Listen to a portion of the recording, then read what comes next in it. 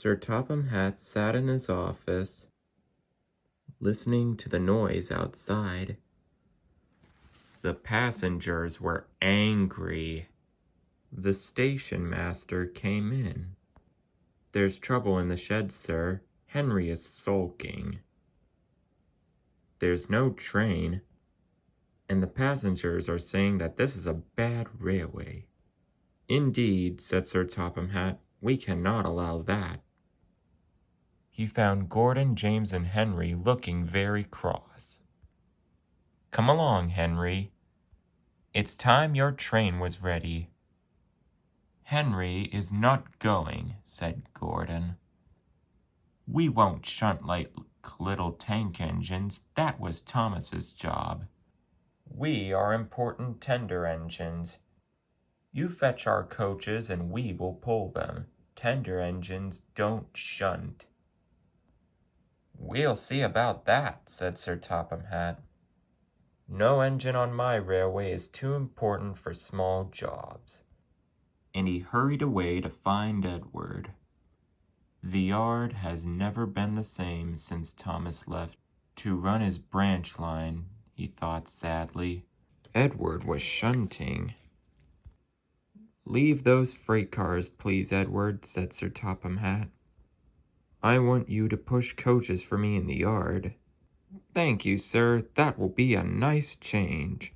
"That's a good engine. Off you go, then." So Edward found coaches for the 3 engines, and that day the trains ran as usual.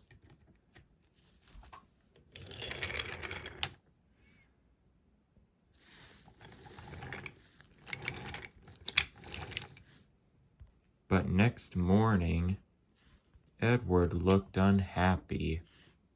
Gordon came past, hissing rudely. "Bless me," said Sir Topham Hatt, "what a noise!" "They all hiss me, sir," answered Edward.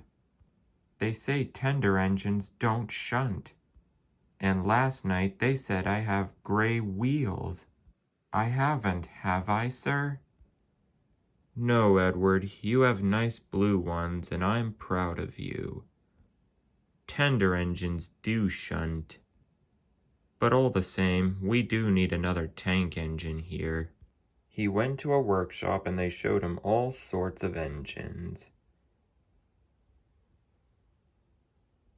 At last he saw a smart little green engine with 4 wheels. "That's the one," he thought.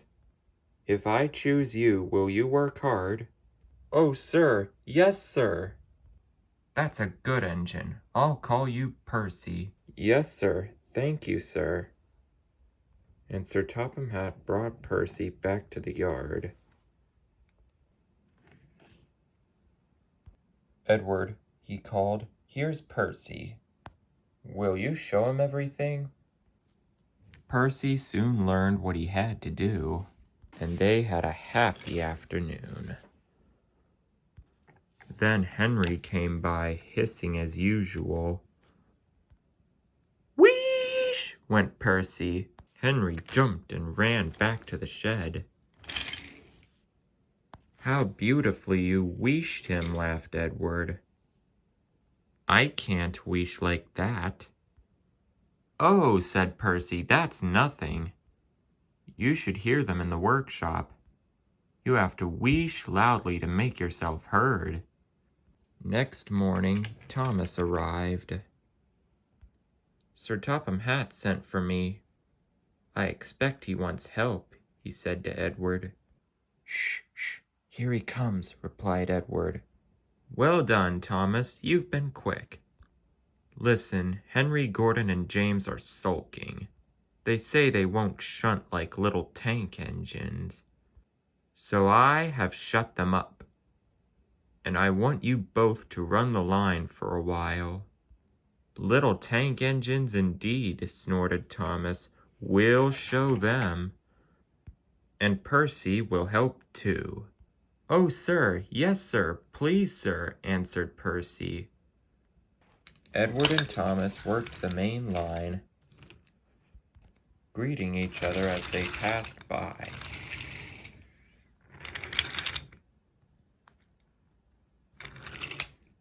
Percy puffed happily along the branch line. Thomas was anxious about Annie and Clarabelle,